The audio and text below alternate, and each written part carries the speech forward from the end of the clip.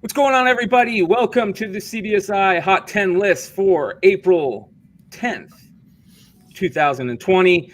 We have a special guest group tonight. Everybody, I want to introduce you guys. I've talked about this show many times on the FlipSide show, and I want to introduce you guys to my Absolute Geek friends. This is the Absolute Geek crew. Say what's up, everybody. How's it going, everyone? Hey. So for those of you guys that don't know about Absolute Geek, now you know. Go subscribe, youtube.com, Absolute Geek Podcast. Go get blocked by Liefeld like the rest of us, and check out the show. We're actually multi-streaming from two different shows at the same time at once. So we're doing this because of the craziness that's going on with the quarantine. We've really figured that we want to try and bring in some people that you might not know about and some groups that might help. So again, this is the Hot 10 list for April 10th, 2020. And this is an interesting list this week because we have Ben writing the list, but two different Bens. We have the one and only Ben Stein doing the even numbers, I believe, the odd numbers, and Ben, the one and only Ben C, doing the even numbers, I believe. And that's an interesting twist. It's an interesting twist. You kind of have to do something weird, and the reason why is because we got no comic books, and so we're kind of playing off some different stuff, and it's kind of hard to when you have no comic books that are coming out and feeding the market and feeding the speculative market. It's kind of hard. So, but we're gonna plug through this. But I just want to let everybody know out there again, if you guys listen to podcasts based on pulp culture and all that fun stuff, make sure you guys go and subscribe to the Absolute Geek Podcast on YouTube. And let's see here. All right. So the list this week is kind of interesting. As I said, there was some interesting sales that kind of made the honorable mention interesting this week. We're starting off with the Golden Age list. Oh, here we go. I'm already messing up, right? So we're going to start off with the Golden Age list, or the Golden Age book. And the Golden Age book this week is a big book. This is Detective Comics number 2. Yeah, really old book, obviously, but there's always a reason that the Golden Age books are on the list as the honorable mention, and the reason is usually because of a crazy sale that's kind of happened, and there was a sale of a lower grade copy of this comic that went for $3,000 on eBay for a super low grade comic or a copy. So as always, we talk about this. The Golden Age books just continue to go up. And I keep telling my co-host on Absolute Geek, Kyle, to send in your damn Golden Age books to get graded, because this guy's got some killer pre-code horror Golden Age books that he's just waiting to send in. So they're just sitting there. They're just sitting there. This has got to be a hard book to find. Like with the whites and the yellows, it's got to be almost impossible to find a copy that's not crap. Yeah, especially for being such an old book. I mean, April 1937. This is kind of how it plays out, with these old books. But you can't pass them up if you see them. Hopefully you can find them for cheap, but good luck on that. And what's up, Doom 143? Thanks for the comment, brother. We are going to move on real quick to a very interesting book, and we know a couple of us know about this book here in this in Absolute Geek Podcast because I have showed this book before on our podcast because I picked up a copy myself, not as nice as the copy that recently sold, a 9.8 copy of this. Only one of 2 on the census recently sold for $1,500. This is Sandman number 75, the second print. Very hard to find this book. For those of you guys that don't know, the way to find it is you look in the indica or indicia, however you say it. This little piece down here, the red piece, and it'll say second printing. As I don't know if you guys can see that, but it says second printing right there, right above the barcode. Have you guys ever heard about this book? Do any of you guys know about this book? The second print, no. You have a second print, don't you? Yeah, that's what I'm saying. Yeah, I picked up a second print. It's not as nice as this copy, I don't think, but I am going to have it sent out to be shipped. So, all right. Now let's get into the regular list. What up, everybody that's on chat? Big shout out to Robert Fordham, the Doom 143. Big shout out to you, brother. Again, yeah, that is a super tough book to find. So, but most of the people that find it, they find it just sitting in a long box because a lot of people don't know about it. The copy that just sold, the 9.8 that just sold, was recently graded. And full disclosure, the person that sold that book was the writer of the list, Ben S. He was very lucky to find it. I think he's found 2 copies total in the last 10 years. And he's always looking in long boxes, for just sitting there. And that's how he's found both of them. And the one he found recently graded a 9.8. And he had multiple people contact him when they found out that he was the owner of the book. And he just said, no, if you want it, I'm just going to put it available for anybody who can search it out. So that's what he did. And he got an offer on it and it sold right away. So big congrats to Ben S on that one. For anybody that wants to find this book, good luck. They are out there and they can be found. All right. Do you know the print run of that? It's like I don't know the print run of that. Basically, what Ben writes about this says this has been known as a very difficult book to find for many years. Some look for it every single time they dig in back issue bins, most of the time unsuccessfully. So there you go. All right. Before we get into the top 10, I want to shout out a couple things here real quick. One being... for those of you guys that don't know, comicbookinvest.com is your source for all your comic and speculating needs. That is where the Hot 10 list is posted every week. And as you guys can see, the Hot 10 list is on the side there. And that's not even the best part about this webpage. This webpage is our wizard, our generation's wizard. They have some amazing articles and a lot of cool stuff there for people. So make sure you guys go check out comicbookinvest.com and make sure you guys check out Absolute Geek Podcast, youtube.com, Absolute Geek Podcast. All right, on to the Hot 10, book number 10. This is Werewolf by Night, number 32. We all know this book, the first appearance of Moon Knight. This has been a spec book for as long as I can remember. I remember reading old school wizards and people saying back then, this will be a book that people are going to want. And it always seems to go up in price. I don't know what it has done lately, so I'm going to read what they have written on the Hot 10, which states over 20 copies have sold in the last week, mid-grade raw and slabs fetching $500 to $800 and low grades still commanding $300 to $400. A 9.6 ended this week for close to $2K, which is 600 less than a 9.2 that ended 2 weeks ago. Though the sheer volume of copies coming to auction and holding that 500 to 800 mark for mid-grades shows how strong this book is during a flood. Can it still hold 20 plus copies come to market in a week? Can it still hold if 20 plus copies come to the market in a week? Time will tell. What a hard book to get in a high grade, but this is a book that I know I would love to have in my collection. Oh, yeah.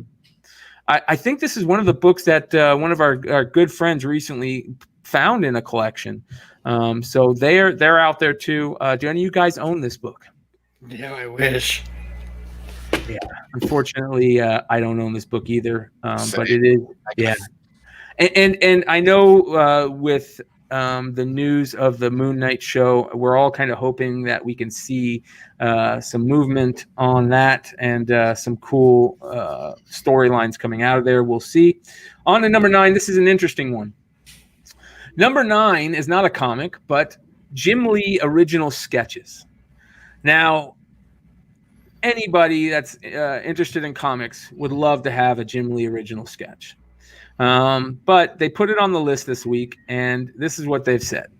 Wow, so Jim Lee drew some 9x12 sketches and is donating 95% of the money to local comic shops that are hurting from the virus. Those with disposable income have definitely supported this, well as the Azrael and Batman Who Laughs sold for $10,000, and the Batman Red Rain has already surpassed $10,000 with 2 days left on the eBay auction. Positive things like this need attention. What do you guys think about that? That's pretty cool by Jim Lee. That's an awesome one. That's awesome. Yeah. I think Robbie L's doing that too, isn't he? I don't know. Is he? Has he says he's sketching? He's doing stuff like that for comic book stores as well.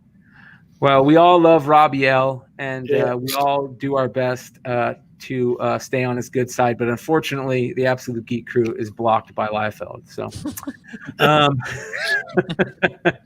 but again, we would all love to have a Jim Lee sketch, and who wouldn't want to help out in this crazy time? I think I would kind of geek out over something like that. I don't know if I'd be able to contain myself owning something like that. I think that's the grail of anybody's collection.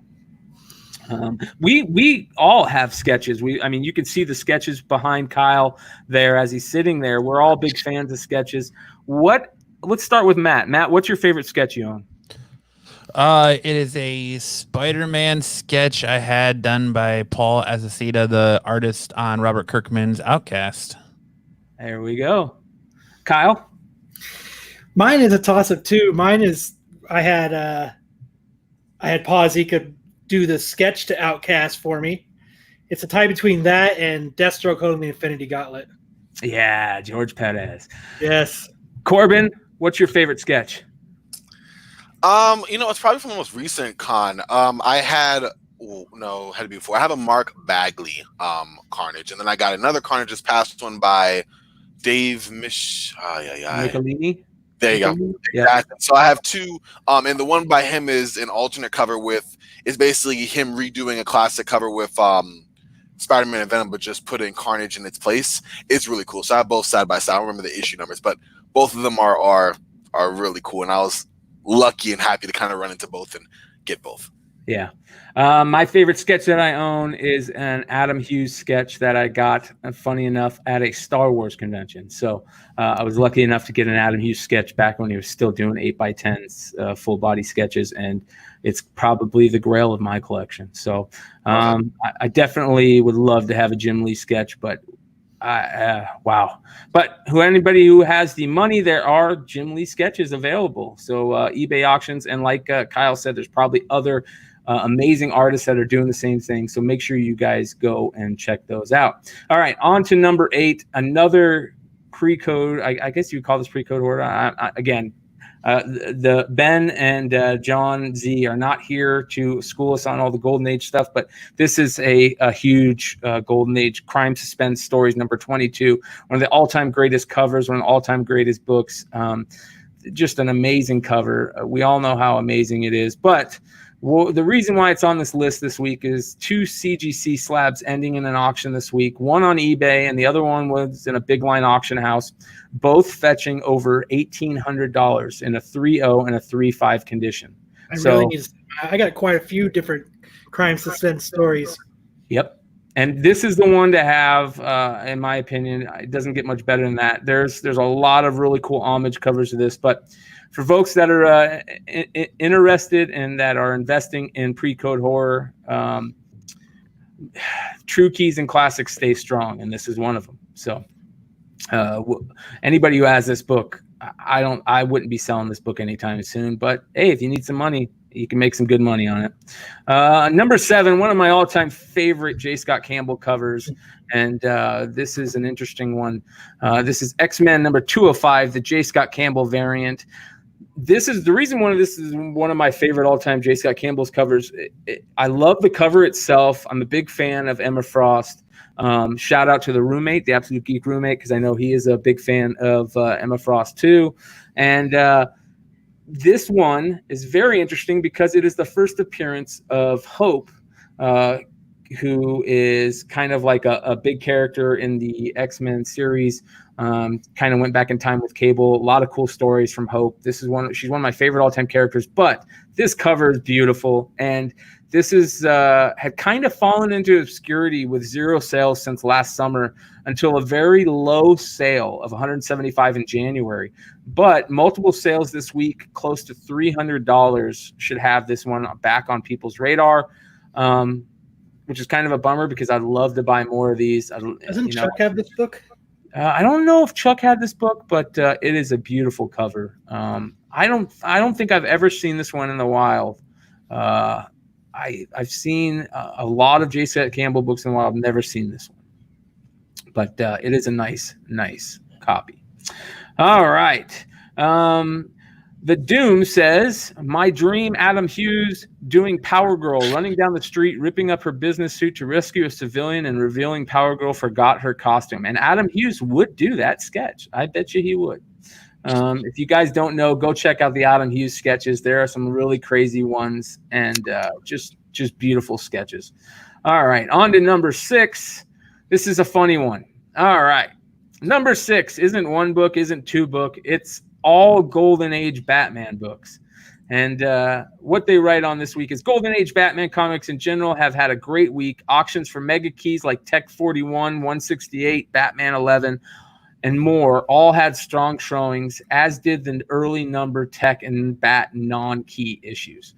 So Batman Golden Age, Batman Silver Age, I don't care. I buy it all.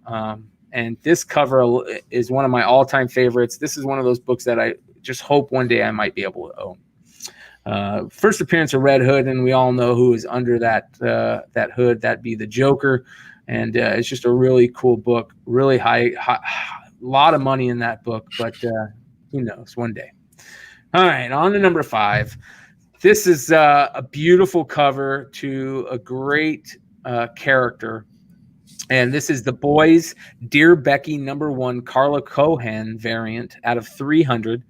And a lot of people are fans of the network show. And I believe season 2 is coming out shortly, right, guys? Yeah. So this is I think they did a good job kind of showing the character in the show.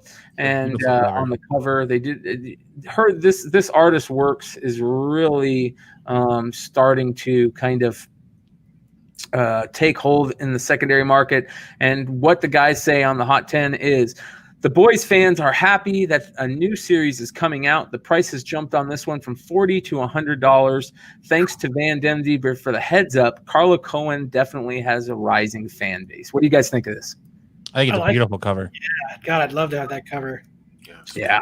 Wow. I've never seen this one. It should be fairly new. Beautiful cover. What's up, George, brother? So on to even just to have like a poster size of it, not the actual book frame, would be, or have an artist repainted on canvas would be a beautiful piece for your house or your collection. Yeah, I'm sure if you guys want to check Carla Cohen, Cohen, look her up. I'm hoping she has this available as a print because, like you said, Matt, I would love to have this one up on my wall. So gorgeous cover. All right, now we're going to get into the top 4 books, and there's some interesting books in here. But before I do, I want to give a quick plug for those of you guys that are into trading cards, toys, sneakers, etc., and want to join a new Clutch Collectibles Discord server where we're buy, sell, and trade on all kinds of collectibles and giveaways and group breaks and stuff like that, hit me up on Instagram at Bryan McClay, and I will get you a link. Also, make sure you guys are doing yourself a favor, checking out comicbookinvest.com. A couple new cool articles that are up right now. Flashback Friday, which is going back and looking at the gorgeous Marvel Tron cover variants. A lot of these covers are super hard to get. I love this Spider-Man cover. Spider-Man 651 is one of my all-time favorite covers. Matt, do you own any of these covers? I don't. Kyle, you? I think I have the Spider-Man one. Oh, man. Corbin, what about you? No, I did not. Would all look pretty rad. Yeah, I think they that are. Captain America one is sick too. Yeah, I own none of these. I would love to own that Spider-Man one. Same. Got Yeah. some 29 vibes. Yeah, I love that Ghost Rider cover. Just a lot of really the Moon Knight one is gorgeous. Yikes. Yeah. The new Avengers 7, which is the Miss Marvel cover is gorgeous. But that Wolverine, that's kind of crazy, right? I don't like the Thor as much as everyone. But anyways, this is the kind of stuff, kind of content that you will get on comicbookinvest.com. A lot of cool stuff. Corbin says, or the Doom says, Carla killing it on the vampire stuff, while Robert Fordham says kind of what we were all thinking. Yes, sir. All right, on to the top 5. Let's get into it. Our top 4. Number 4. This is a big one. Yeah. Big one. Tales of Suspense, number 39. This is another one of those crazy ones. And again, this list is a little different this week. That's why some of these crazy books are on here. But they say 2 low-grade CGC Universals ended within the last week at or a little above market. A restored 4.0 landed over 3,000 in auction just 5 days ago, and all of this follows a strong showing for half a dozen low to mid-grade copies, ending in late March on a major comic auction site. So again, just showing you that the comic book market is very healthy. Let's hope we can get past these next couple weeks and continue that trend. All right, on to number 3. This is a beautiful book, Venom, number 3 from 2018. This is all a book that I think we all of us on Absolute Geek know about. We've talked about this series a lot. And this is the first appearance, I believe, of Null. Does that sound right, guys? Right as rain. That is right. So a couple of weeks ago, Raws were selling in the $40 range with talk of Null being in the Venom movie franchise is keeping this one on people's radar. They're now selling for around $50 to $60. There's a lot of them out there, but 9.8s appear to be undervalued at this time, as they're only selling for about 2 times that rather than the normal 2 to 5 times price of a Raw. So beautiful, beautiful book. I'll have to dig mine out, and maybe I'll have to put mine up for sale. Yeah, I really like this one. I'm still kicking myself because I was at a con. I think it was the last con that we went to. What was that? That was here in Phoenix. That was probably Fan Fusion. Fan Fusion last year. Fusion, yeah. I was at a booth, and there was a lot of dollar books, and there was 3 of these sitting in the dollar bin, and I put them out to the side to grab them, and I turned around and looked, and they were gone. So still kicking myself for that one, but beautiful cover. And a really smart spec book. All right, on to number 2. This is a fun one for all of us at Absolute Geek. Edge of the Spider-Verse, number 2. This has been a book that we've in the Absolute Geek crew been talking about for many years. This is kind of the book that we all kind of sat on instead of selling, because we thought that there could be more room for this to grow once the character caught on even more. And we all still have our copies, I believe, right? Yeah, I just got mine back from being graded. A matter of fact, Kyle did just get one back from being graded, and it has a sketch on it from Robbie Rodriguez. And it's signed by Jason Latour also, right? It's signed and sketched. It's by both of them. Beautiful. Came back a beautiful 9.8. Yeah, I love this book. Another one of those books that I'm just kicking myself I didn't grab more back in the day, because they were all still on the shelves just waiting. But this might be one of those first books that I remember kicking off the speculation market. So just a great book. Doom says, what do you guys feel about the different print runs, or only first print and variant worth keeping? Unfortunately, that's the comic book market. What do you guys think about that? I think it depends on some of those variants. I mean, they're not variants, but some of those prints, the later that they, 6, 7, those are really low print runs. So some of those are even harder to get.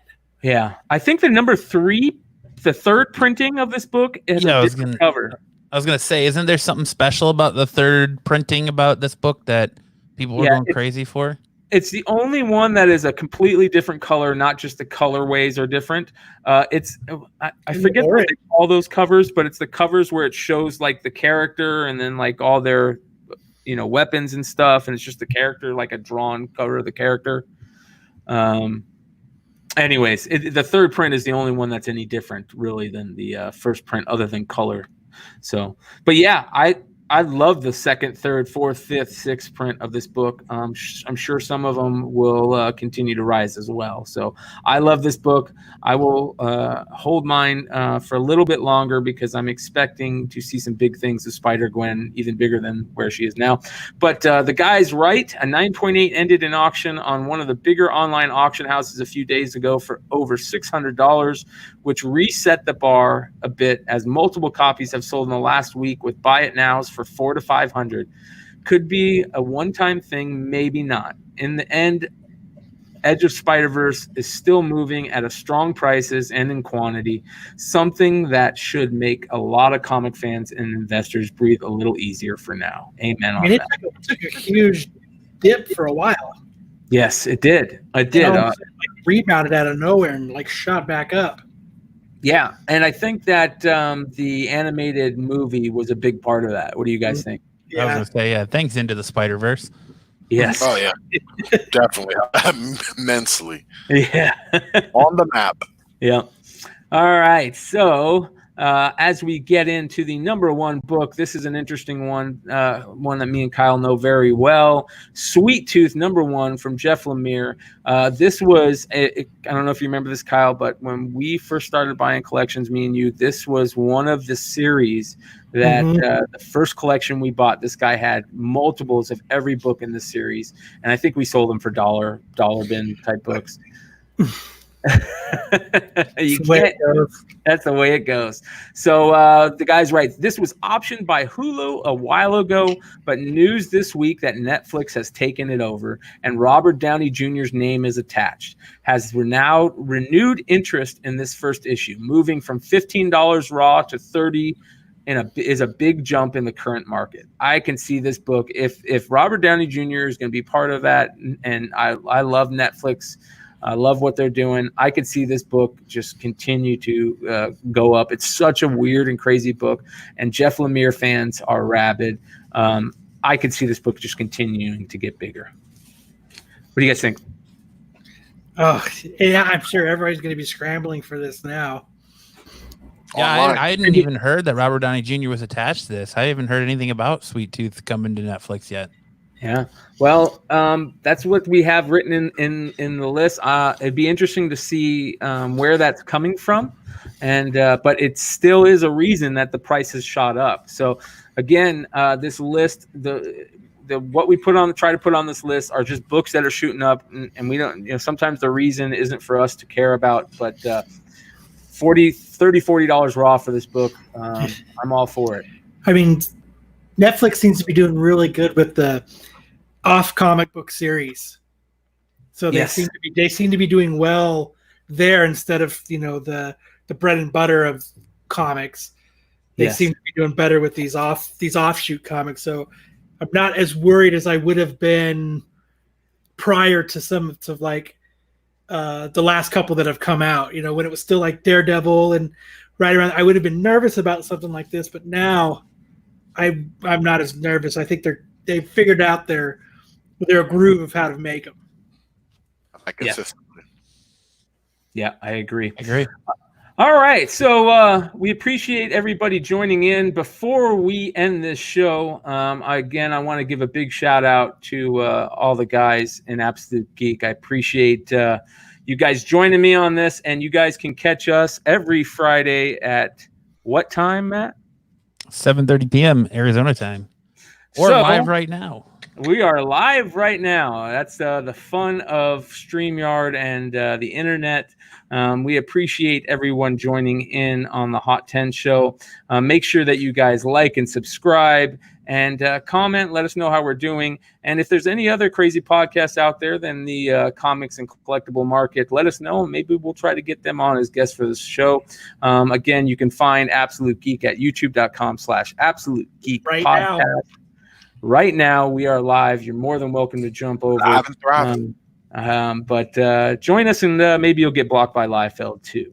But other than that, we appreciate everybody, and hopefully you'll join us again next week. Like and subscribe. We'll We'll catch you next time. Say goodbye, everybody. Thanks a lot. Bye. Goodbye. Thanks Don't for worry, having y'all. us.